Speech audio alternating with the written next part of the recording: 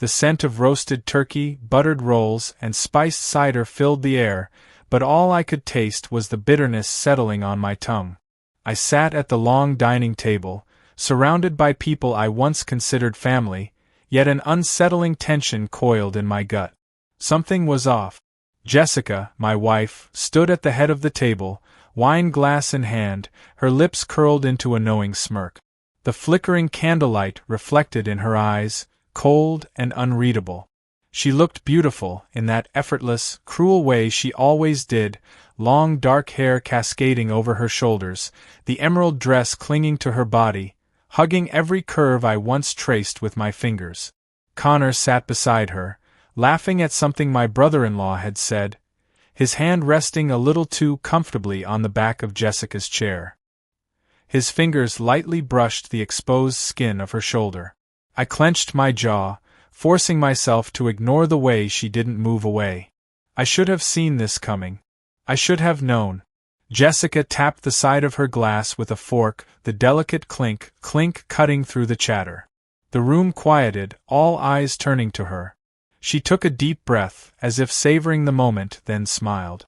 Before we dig in, I have an announcement to make. I straightened in my chair, my stomach twisting. Jessica glanced around the room, her gaze settling on me last. After much discussion, we've come to a decision. My brows furrowed. We. She nodded, lips curving higher. Yes. We took a vote. My pulse pounded in my ears. A vote on what? Jessica set her glass down carefully. The room remained silent. Too silent. Then, she uttered the words that would shatter my world. You're no longer family. The air was sucked from the room. My throat tightened, my grip on the table's edge turning my knuckles white. I stared at her, searching for any sign of a joke, a smirk that would break the tension. But there was nothing. Just cold finality. A laugh bubbled up, hollow and humorless. You can't be serious. She tilted her head, amusement flickering in her gaze. Oh, but I am. I scanned the faces around the table. No one looked surprised. My in-laws avoided my eyes, my brother-in-law shifted uncomfortably, Jessica's mother pursed her lips, as if waiting for me to make a scene. Even Connor refused to meet my gaze. My best friend. My brother in everything but blood. Realization sank in, heavy and suffocating. This wasn't a sudden betrayal. This had been planned. I exhaled slowly, forcing my voice to remain steady. And what exactly does "no longer family" mean? Jessica shrugged. It means you're not welcome here anymore. It means this is the last time you'll sit at this table. It means, she trailed off, her fingers grazing Connor's wrist, her wedding ring glinting under the light. It means we've all moved on. And you should too. The betrayal burned through me like acid. I forced a breath. You're leaving me. Jessica's lips twitched. No, Nathan. You are leaving us. A cold, hollow laugh escaped me. And who exactly voted me out? Jessica gestured vaguely around the room. Everyone. I turned to my father-in-law. George. The older man exhaled, shifting in his chair. It's for the best, son. Son. The word felt like poison. Jessica's mother, Evelyn, simply gave a tight-lipped smile. You had to have seen this coming. A lump formed in my throat. Connor. I turned to him, my vision blurring at the edges. And you. His Adam's apple bob. Look, Nate. Don't Nate me. My voice was sharp, cracking through the suffocating tension. You were my best friend. My brother. Connor sighed, rubbing the back of his neck. Things change. Jessica's hand slipped onto his forearm. Possessive. Intimate. My stomach dropped. And suddenly it all made sense. The long nights Jessica spent working late. The hushed phone calls. The way she'd slowly stop touching me. The truth was right in front of me, wearing a smug grin and a perfectly tailored suit. You son of a... I shot up, the chair scraping against the hardwood. Jessica gasped dramatically, placing a hand over her heart.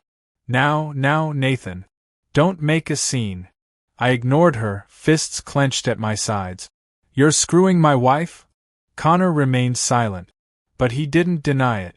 Jessica took a slow sip of her wine. Not your wife anymore. A wave of nausea rolled through me. I had never felt so small, so utterly powerless. Jessica turned back to the table, picking up her fork. Well, now that that's settled, shall we eat? Laughter erupted around the room. As if I didn't exist. As if I had already been erased. My vision blurred. My chest ached. I had spent years building a life with this woman. Loving her. Trusting her. And now, she was casting me aside like I was nothing. Like I had never mattered at all. I had two choices. Break down in front of them, give them the satisfaction of seeing me crumble, or walk away. I sucked in a deep breath, forcing steel into my spine. Jessica expected a reaction. She wanted me to lose it, to beg, to scream. I wouldn't give her that. Instead, I leaned in, lowering my voice to a whisper only she could hear. You'll regret this. She smirked. Doubtful. I straightened, exhaling slowly.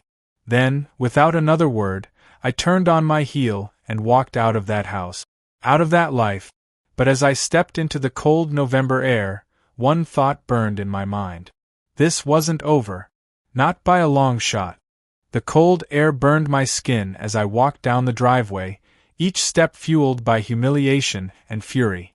My heart pounded, the echo of laughter from inside the house still ringing in my ears. Jessica, my wife, no, my ex-wife, had just shattered my world in front of a crowd, as if our marriage meant nothing. And Connor, my best friend, my so-called brother, had stolen the life I built. I clenched my fists, jaw tightening against the storm of emotions threatening to consume me. I wouldn't break. I wouldn't let them win. I reached my car, gripping the door handle so tightly my knuckles turned white. Before getting in, I turned back, watching through the large dining room window as Jessica leaned into Connor's touch, laughing at some joke, her hand resting on his chest. Disgust curled in my stomach. She had been screwing him for months, maybe longer. Every late-night work excuse, every cold shoulder in bed, it all made sense now. I wanted to storm back inside, flip the table, wipe that smug grin off Connor's face. But no. Not yet. Revenge wasn't about rage. It was about patience. With a deep breath, I got in my car and drove away. The first step. I spent the next week in a haze of anger and sleepless nights, replaying every moment I had ignored the warning signs. Jessica had been distant, disinterested. I had chalked it up to stress, work, life. But no. She had checked out of our marriage long before that damn Thanksgiving dinner. My phone buzzed. A text from my lawyer. Divorce papers finalized. She's moving forward with her claims to the house. Call me when you can. I scoffed. Of course, she wanted the house. The house I paid for. The house I built. The rage inside me bubbled over. She thought she could take everything. She thought I'd just roll over and accept it. Not a chance. I called my lawyer back. Let her have the house. A pause. Are you sure? Yes. But I want something in return. Go on. A slow smirk curled my lips. I want full control of our joint investment accounts. Jessica had always been too lazy to manage money. She relied on me to handle everything, our savings, our stocks, our real estate investments. She never paid attention to the details. And now? Now she was about to regret that mistake. Lust in the aftermath. By the time Jessica moved her things into our house with Connor, I had already drained the accounts, legally transferring everything into my personal name. Every dime. She had the house, sure, but no money to keep it. The first time she called, I let it go to voicemail. The second time I answered. You bastard! Jessica's voice shrieked through the phone. Where's the money? I leaned back in my chair, smirking. Oh, you mean the money you didn't bother reading the fine print about? You think this is funny? She snapped. You left me nothing. That's right, I said, voice low and smooth. Nothing. Just like you left me. Silence. Then, softer, Nathan, we need to talk. I almost laughed. Talk? Now she wanted to talk? After publicly humiliating me? After screwing my best friend? You made your choice, Jess. My tone turned cold. Now live with it. I hung up. But as I set my phone down, something unexpected happened. I wasn't sad. I wasn't even angry anymore. I was free. And I was ready to move on. A new distraction. 2 weeks later, I found myself at a high-end lounge downtown, scotch in hand, watching the city lights flicker through the massive windows. That's when I saw her. Long, honey-blonde hair, red lips, a sleek black dress that hugged a body designed for sin. She sat at the bar, swirling a martini glass between her fingers, smirking as if she knew every man in the room wanted her. Our eyes met. I didn't look away. Neither did she. Within minutes, she was beside me. You've been watching me. I smirked, taking a slow sip of my drink. And you've been watching me watch you. Her lips curved. Guilty. I leaned closer, catching the faint scent of vanilla and something darker, dangerous. Tell me your name. Claire. Her voice was smooth, sultry. She placed a hand on my thigh, just enough pressure to send a jolt of heat through me. And you are? Nathan. She traced a nail along the rim of her glass. You look like a man who just got out of something messy. I chuckled. That obvious? She tilted her head. The expensive drink. The tailored suit. The way you're not wearing a wedding ring, but there's still a faint tan line where one used to be. Damn. She was sharp. I exhaled, swirling the ice in my glass. My ex-wife left me for my best friend. Claire's lips twitched. Ouch. Oh, it gets better, I said, voice dripping with sarcasm. She kicked me out of my own family on Thanksgiving. Her brows lifted, amusement dancing in her emerald eyes. Brutal. I downed the rest of my scotch. I got my revenge, though. Her grin widened. Tell me. I leaned in, lowering my voice. Let's just say she got the house, but not the means to keep it. Claire let out a soft laugh, fingers trailing higher up my thigh. I like the way you think. The heat between us crackled, electric and undeniable. For the first time in months, I wanted again. Not out of anger. Not out of spite. But out of sheer, undeniable lust. Claire leaned in, her lips grazing my ear. Want to get out of here? A slow smirk curled my lips. Yes. The best kind of payback. Claire wasn't like Jessica. She was wild. Unapologetic. The kind of woman who knew exactly what she wanted and took it without hesitation. That night, as I traced the curve of her spine, listening to her soft gasps, I realized something. I wasn't broken. I wasn't some discarded piece of Jessica's past. I was free. And this was just the beginning. I woke up tangled in silk sheets, sunlight streaming through floor-to-ceiling windows. The scent of vanilla and expensive perfume clung to the air.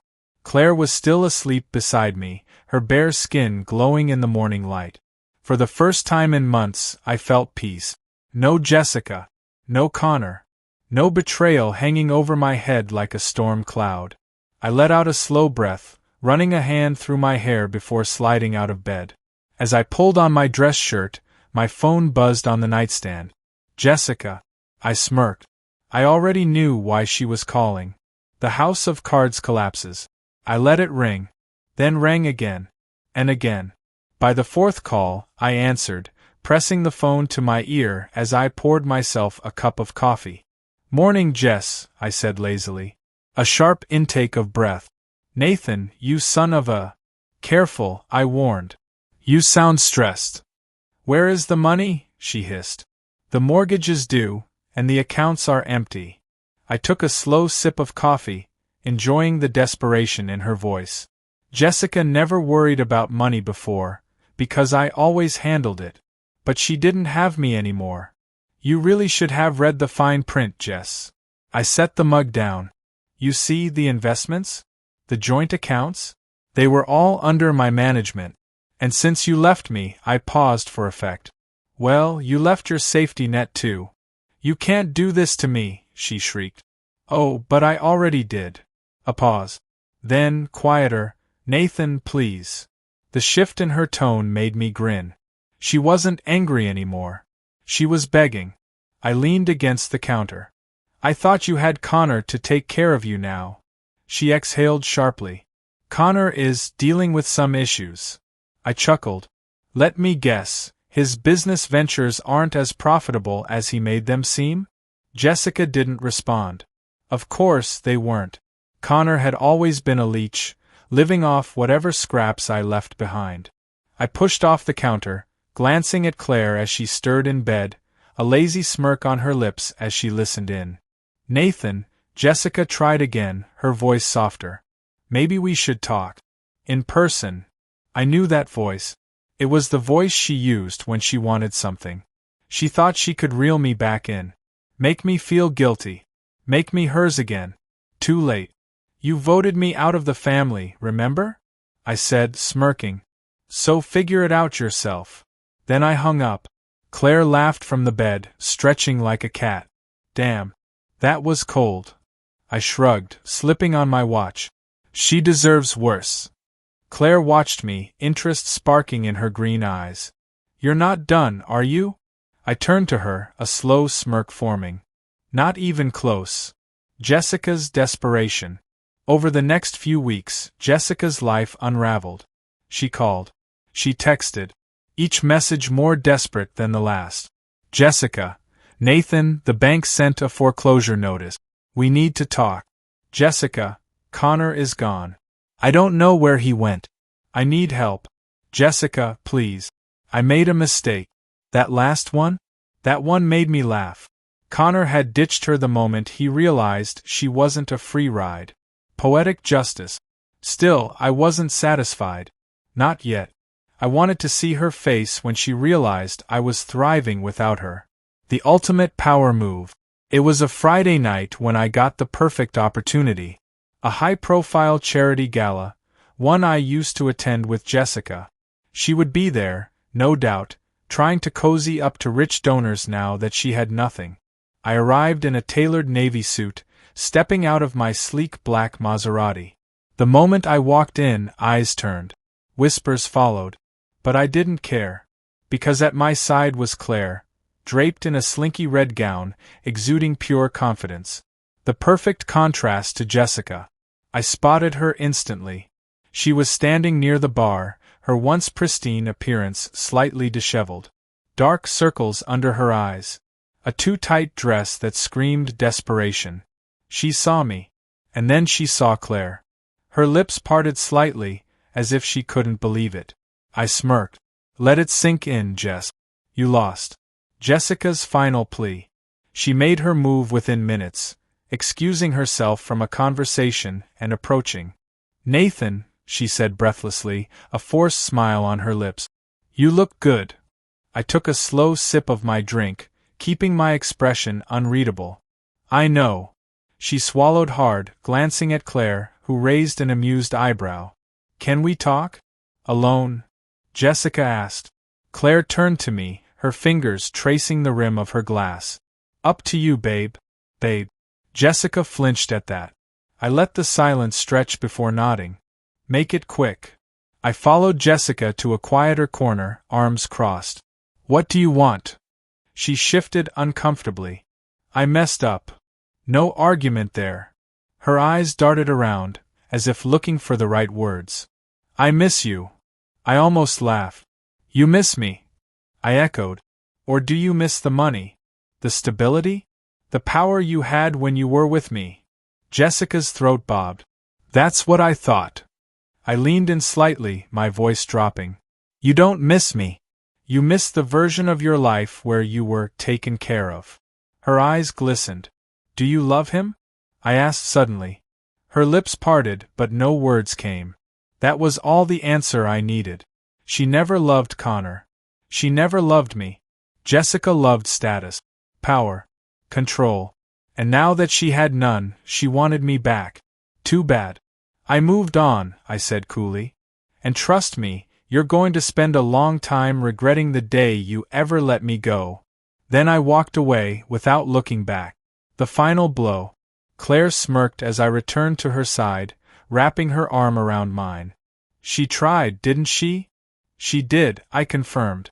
Claire tilted her head. And I met her gaze, my lips curving into a smirk.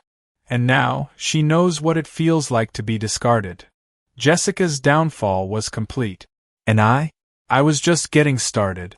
Jessica was drowning. Not in water, but in regret.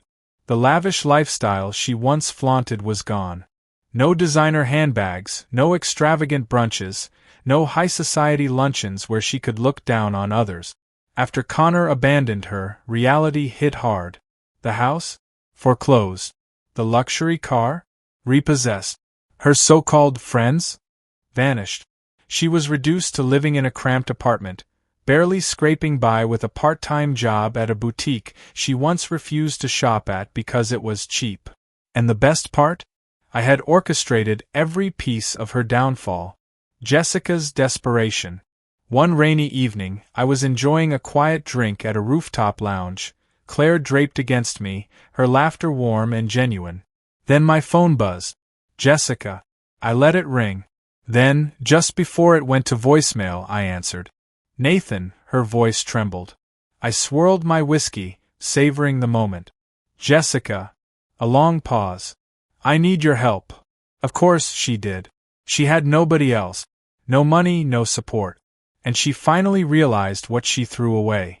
I leaned back in my seat, amusement flickering in my chest. Help? Now, why would I do that? Jessica inhaled sharply. Because I was stupid. I should have never left you. I was. You were greedy, I interrupted coldly. You thought Connor was your golden ticket, but he was just another loser. And now, you want me to clean up your mess. Silence. Nathan, she whispered. I have nothing. I smirked. Exactly. The final goodbye. You remember that Thanksgiving dinner?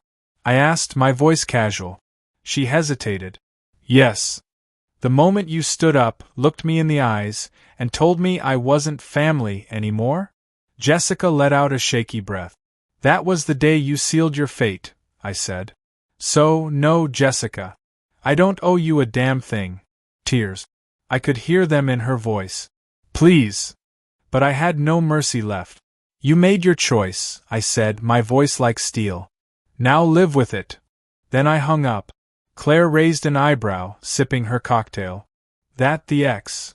I nodded, slipping my phone into my pocket. Claire smirked. Begging for another chance? She finally realized what she lost, I mused.